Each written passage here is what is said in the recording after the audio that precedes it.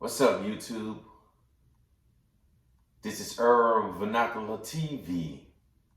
If you like the content that I'm producing, please like the video, comment, and subscribe to the channel. The international system has been shaken up. Russia has invaded Ukraine. Not Ukraine in its entirety, but recently declared two autonomous regions of, I think, Luhansk and Donetsk. Russia went on to occupy those regions. For months, it has been said by Western media and Western government and Western intelligence agency that Russia was on the verge of invading Ukraine because Russia was mobilizing a lot of military equipment on the border between Russia and Ukraine. It's on historical record of today that Russia has invaded Ukraine now, and it sends shockwave through the international system.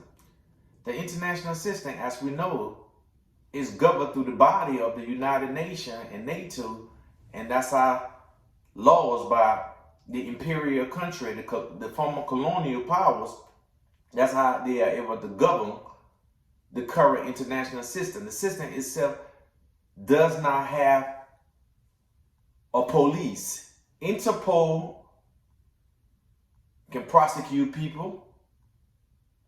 The court in The Hague has been prosecuting African leadership, but overall the international system does not have a police. So the system itself is anarchic. The international system is anarchic. Russia has sent shockwave within the international system by invading Ukraine to autonomous region and occupying those regions. As we all know, that Russia also annexed Crimea. So when it comes to this game, in game theory, in political game theory, Russia has been playing the game of chicken with the United States and NATO and the Europeans. Daring the United States, daring NATO and the European when it comes to Ukraine, because Ukraine sits right on the border of Russia. When it comes to Ukraine, Russia was willing to risk it all. And that has shown because Russia has occupied Ukraine, and like she occupied Crimea. Russia is in control in that region because Russia feels like that it is its sphere of influence.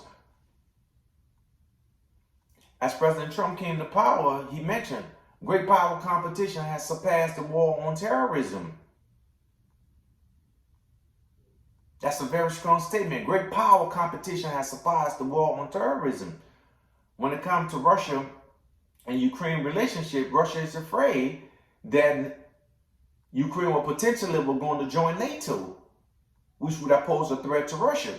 In Russia military defense strategy, from their standpoint, from the American and European standpoint, is that Russia is dangerous to Europe.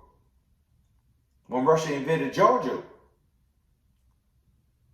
the Europeans would not let Russia into the European Union, so Russia is on the outskirts. But Russia is a huge military power. So the international system, very anarchic. No one power can constrain Russia when it comes to Crimea. So Russia has been playing the game of chicken, daring the United States, daring NATO. When it comes to Ukraine, what are you going to do? Russia finally pulled the card of NATO and the United States and the European by invading Crimea.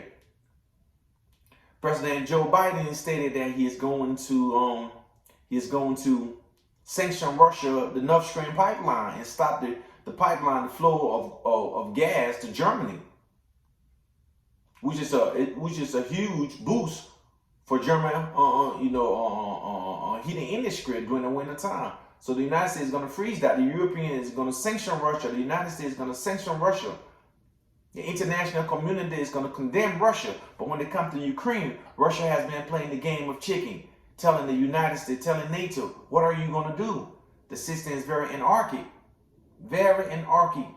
The international system. Who is going to impose his will on a military power such as Russia with all that nuclear weapon? Sanctioning is important But when it comes to Crimea, great power competition has surpassed. When it comes to Taiwan, in the case of China, great power competition. So now you're gonna see strong men, you're gonna see authoritarian rule, the push forward will of great powers. The system become very fragile and anarchic. It become very dangerous. Russia has been playing chicken with the United States and NATO and the Europeans, daring, and finally pull the cards. It will be interesting to see as things unfold.